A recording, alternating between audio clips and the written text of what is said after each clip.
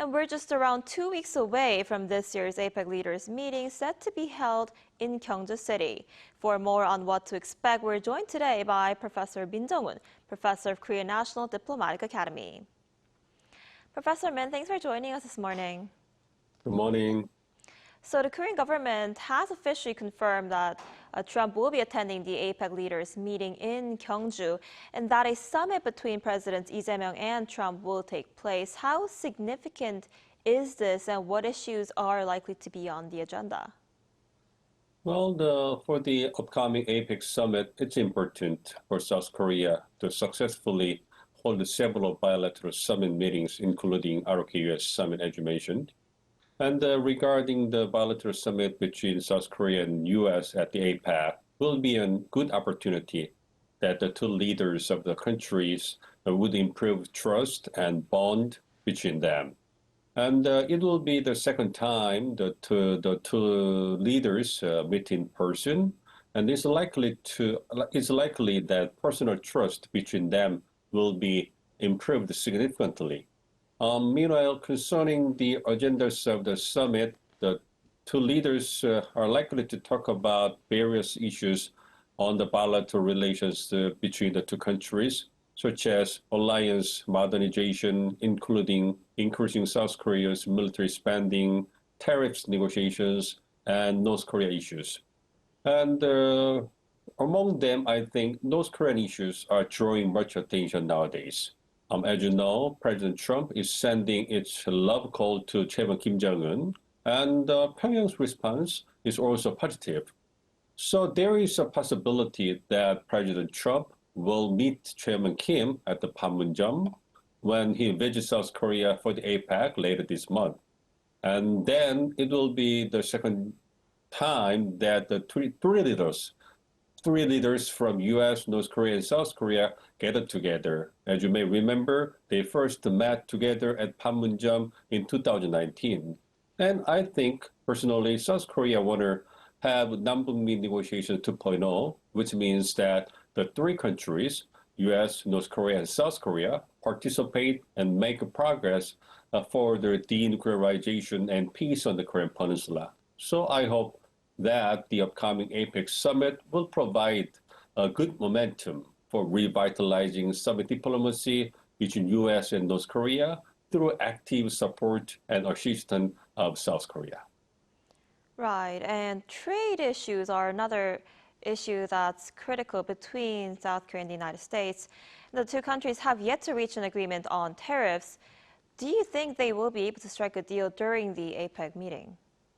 Yes, I think there is still a possibility that the two leaders will announce the final outcome of the ongoing tariff negotiations between the two countries when they have a bilateral summit on the sidelines of the APEC later this month. As you know, the Trump government is pursuing its America First trade policy aggressively in order to reduce its trade deficits and restore its manufacturing capabilities.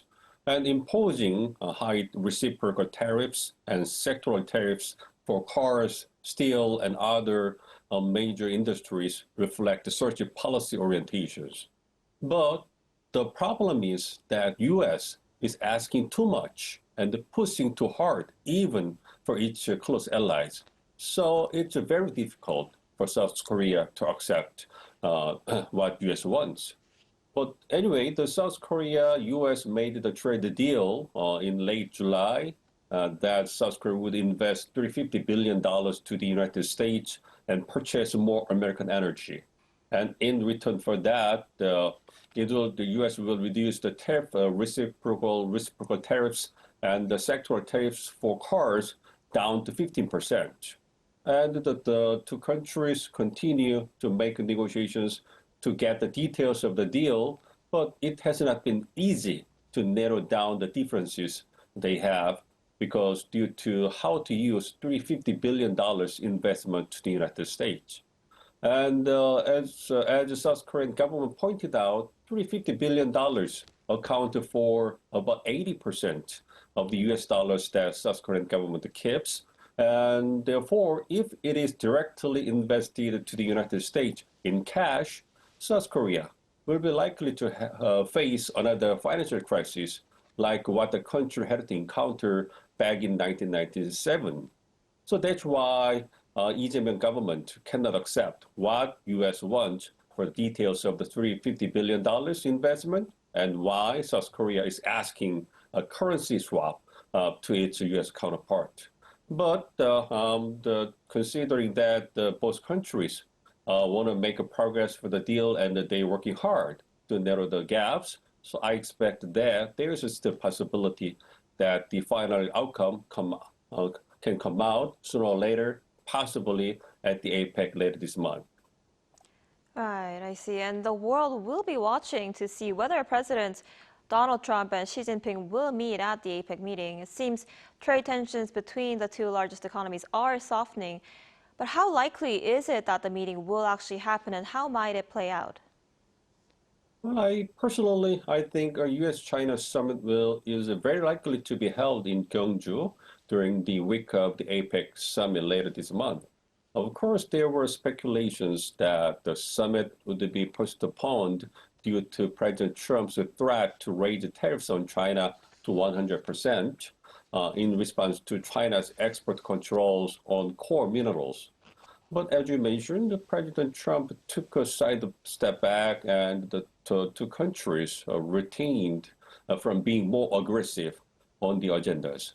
So it shows that the two countries are going through a fierce battle of wits in order to secure a favorable outcome ahead of the summit, but they don't want to ruin or derail the summit itself. So I expect that they will reach a trade deal at the summit, although they will go through the tough and fierce negotiating process before reaching the agreement. Right, I guess we'll have to see how the summit goes. All right, Professor Min, I'm afraid that's all the time we have for today. Thank you so much for your time and insight this morning. We appreciate it. Thank you.